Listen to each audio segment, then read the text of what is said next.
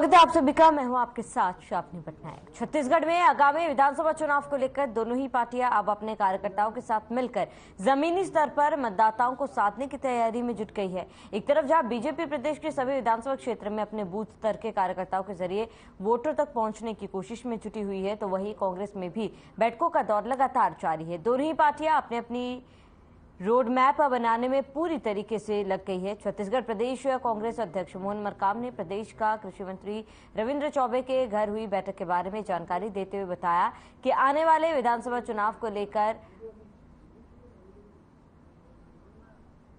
हम लगातार अपने कार्यकर्ताओं के जरिए लोगों तक कैसे पहुंचा जाए और उन तक अपनी योजनाओं को किस तरह दर्शाया जाए को लेकर चर्चा हुई। साथ ही मरकाम ने कांग्रेस के आगामी कार्यक्रमों की भी जानकारी दी।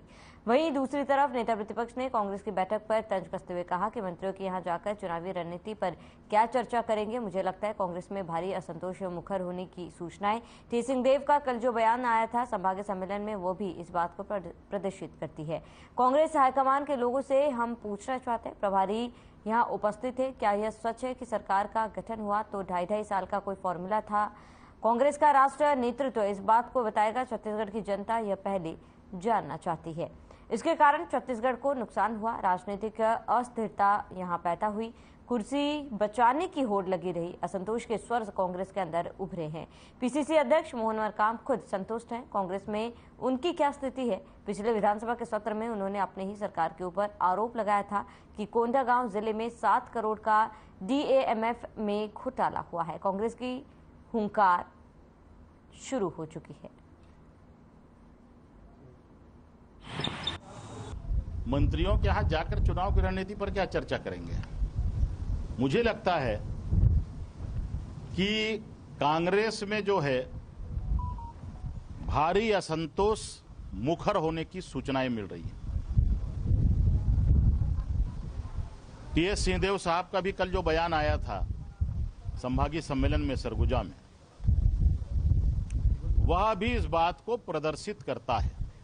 संभागीय सम्मेलन प्रदेश कांग्रेस कमेटी ने 5 संभाग में पूरा कर लिया।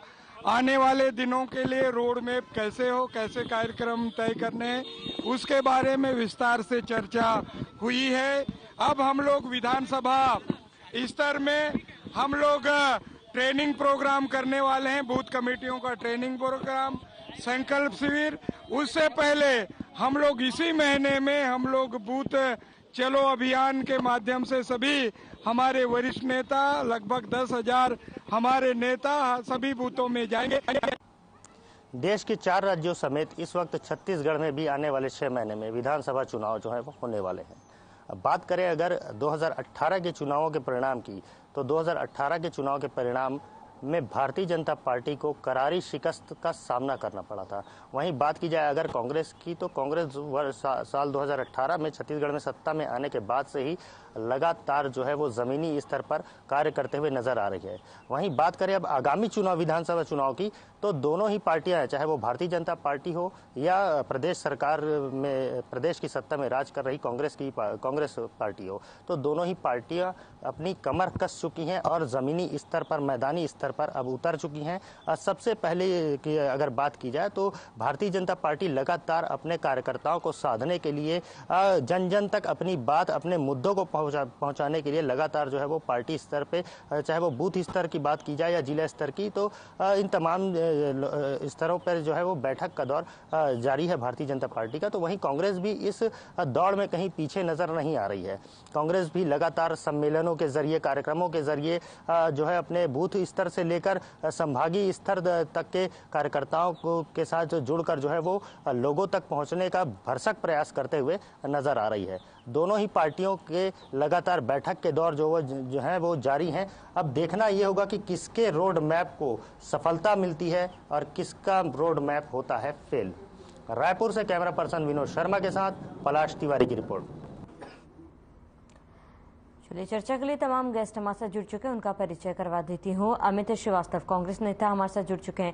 गंगेश द्विवेदी वरिष्ठ पत्रकार हमारे साथ जुड़ चुके हैं। उमेश घुरमुड़े बीजेपी नेता हमारे साथ जुड़ चुके हैं। आप सभी मेहमानों का बहुत बहुत स्वागत है। सबसे पहले अमित श्रीवास्तव जी, आपका रुख करूंगी। कांग्रेस कितनी तैयार है, क्योंकि लगातार संभागीय सम्मेलन भी जारी है और आज एक अहम बैठक भी की गई थी। सीएम भूपेश बघेल भी इस बैठक में शामिल हुए थे, और ऐसे में क्या लगता है कांग्रेस कितनी तैयार है फिलहाल चुनाव को लेकर?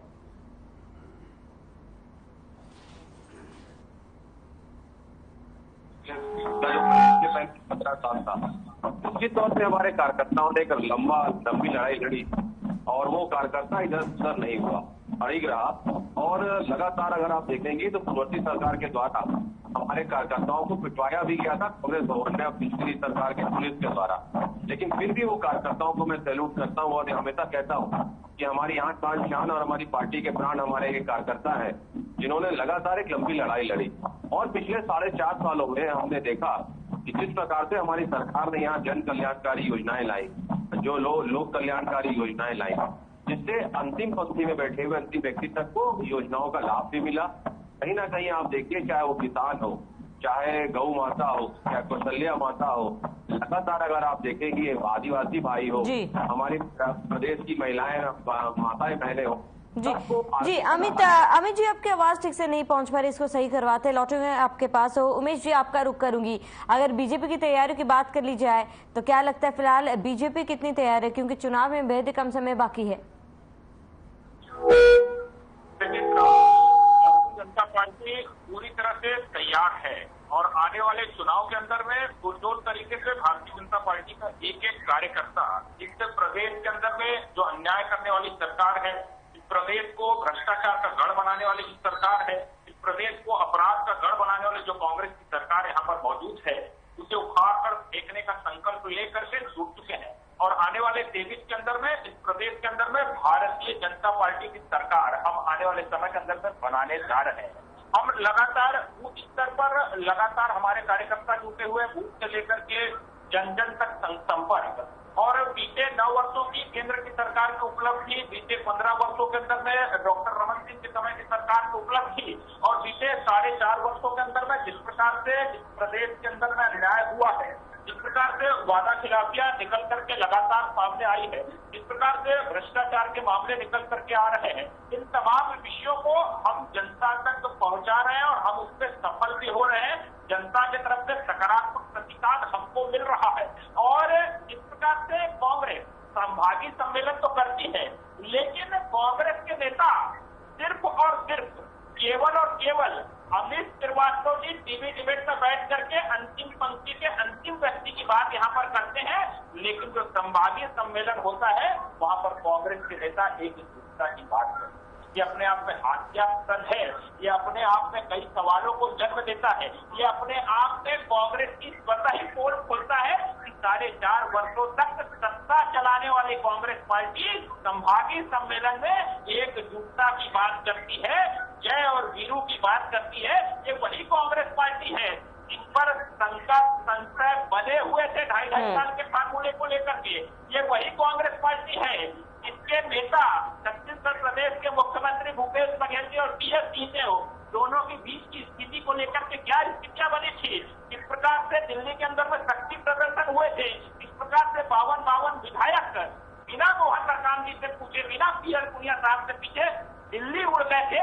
ये वही कांग्रेस पार्टी है। और चुनाव आते ही फिर से एक दूसरा का इनको अगर संदेश देना पड़ रहा है, इसका मतलब दाल में काला नहीं, कांग्रेस के अंदर की पूरी दाल काली है और संभवतः वो जल चुकी है। इसलिए कुमारी शैलजा जी सहित तमाम कांग्रेस के नेता इस फिक्र में है कि कैसे कार्यकर्ताओं के बीच में संदेश पहुंचाएं कि हम एकजुट हैं, कैसे जनता को बताएं कि हम एकजुट हैं।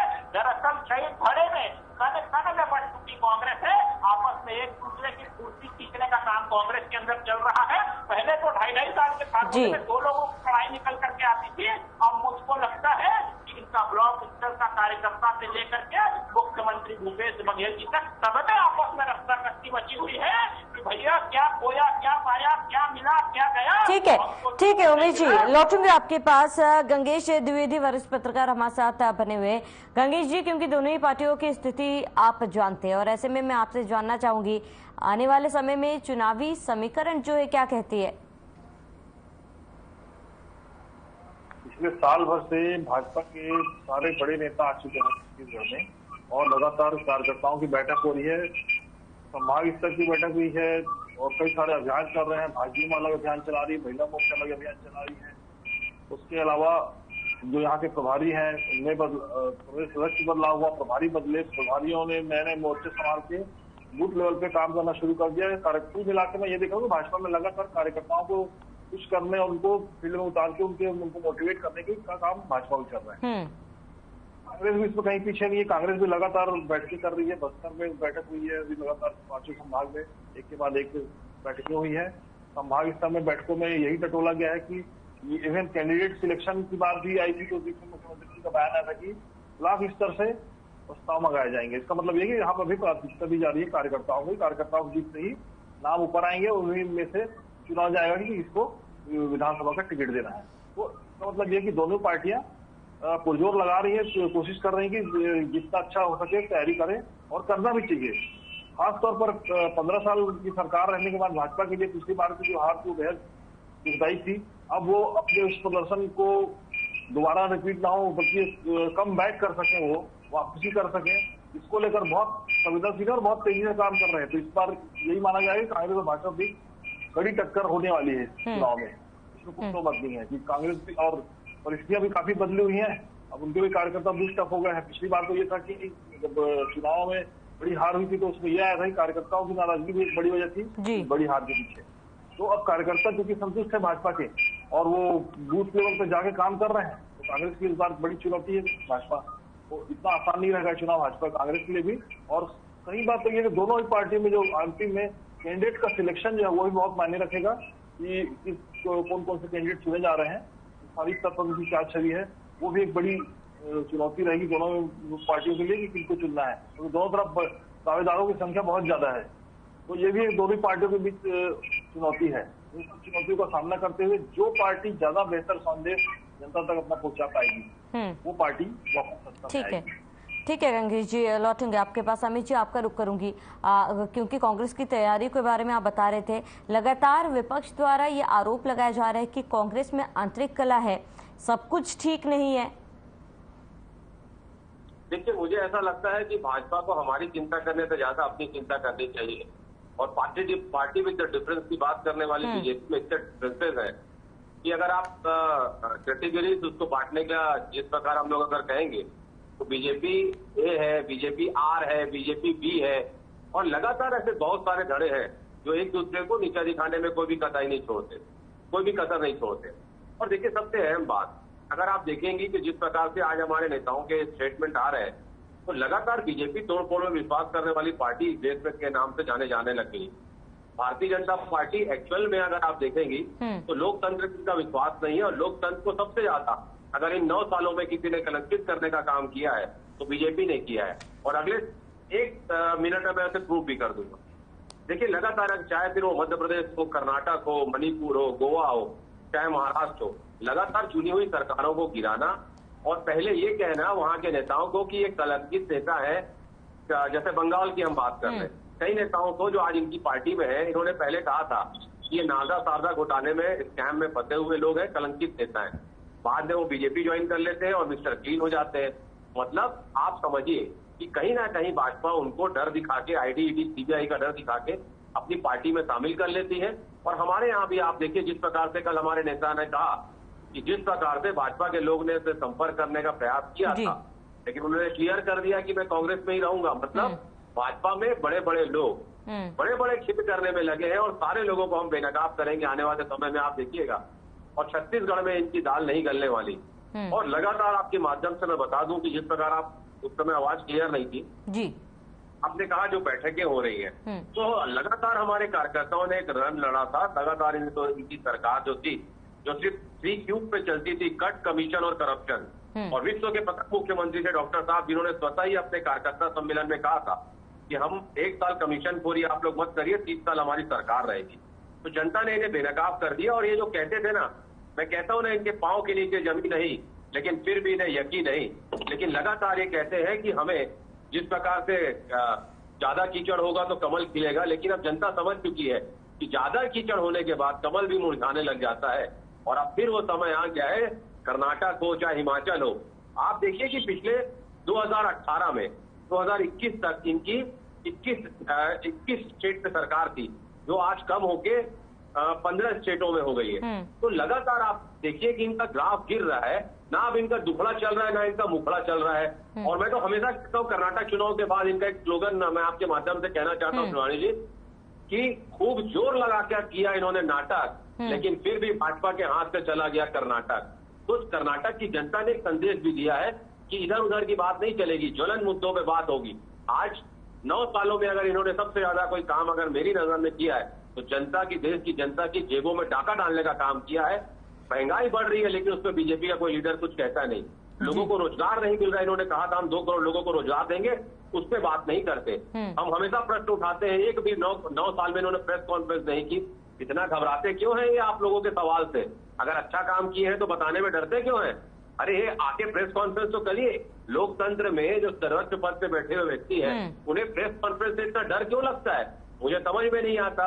और लगातार अब आप देखिए कि पूरा देश की विपक्षी पार्टी, केंद्र की बैठी हुई तानाशाह सरकार और अहंकारी लोग जो बैठे हैं, जो सत्ता में बैठे हुक्मरान है, उन्हें उखाड़ फेंकने के लिए जनता ने अब मन बना लिया है। और जिस प्रकार से कर्नाटक का मैंडेट आया है, अरे ये भगवान को नहीं छोड़ते, भगवान को बजरंग दल से जोड़ दिए थे, मेरे आराध्य प्रभु श्री बजरंग बली को बजरंग दल से जोड़ दिए थे। और आज तक उसके लिए इन्होंने माफी नहीं मांगी। मेरे जैसे करोड़ों हनुमान भक्तों का, जिन्होंने मांग की थी कि प्रधानमंत्री जी मेरे राज्य को कैसे किसी जाति किसी दल से जोड़ सकते हैं। तो अब आपका इधर उधर की बात नहीं चलेगी, आपको ज्वलंत मुद्दों पे बात करना पड़ेगा। और अगर जनता कोई मुद्दों के तकलीफ में है तो उसका समाधान देना पड़ेगा, जो बीजेपी नहीं दे रही है। अच्छे दिनों का वादा इन्होंने किया था, अच्छे दिन कहाँ गए साहब? 56 इंच की साथी कहाँ है जब लोग परेशान है, जब लोग महंगाई से त्रस्त है? तो 56 इंच की साथी है कहाँ? लाल आंख दिखाने की इन्होंने बात की थी चाइना को, अब वो लाल आंख कहाँ चले गई? ये सारे मुद्दे जनता के बीच में चर्चा का विषय है कि ये क्यों ये साले लोग जो है, जितने ये लोग हैं, ये ज्वलन मुद्दों से भगते क्यों है? मैं यही चीज कहना चाहता हूँ आदरणीय प्रधानमंत्री जी से और भाजपा के मेरे सम्मानित मित्र जो बैठे हैं, भाजपा के तेज तर्रार प्रवक्ता हैं, आज वो बताएं कि आज आप महंगाई पे बात क्यों नहीं करना चाहते? आज आप बढ़ी हुई महंगाई और लोगों की घटती हुई कमाई पे बात करने से भाजपा के प्रवक्ता बचते क्यों हैं? आज लोगों को रोजगार नहीं मिल रहा है, आप उस पर क्यों बात नहीं करना चाहते? आप कितने दिन इस चीजों से भगेंगे, ये बताइए। ठीक है अमित जी, तमाम सवाल आपने पूछे। उमेश जी से इन तमाम सवालों के जवाब जान लेते हैं। उमेश जी, तमाम आरोप भी लगाए गए अमित जी की तरफ से और कई सवाल भी पूछे गए।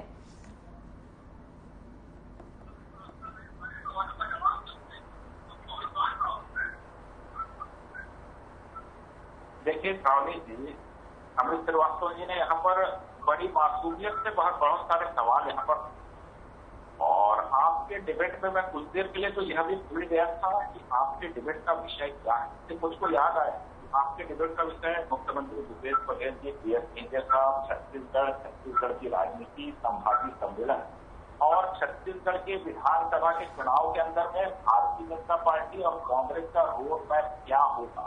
मुझको बहुत एक बात याद आया, क्योंकि अमित श्रीवास्तव जी यहाँ पर इतने मासूमियत से, वैसे वो है बड़े मासूम पर नादान नहीं है, जानते तो वो भी हाल छत्तीसगढ़ बहुत बेहतर तरीके से है, पर छत्तीसगढ़ के मुद्दों से वो भागते क्यों हैं?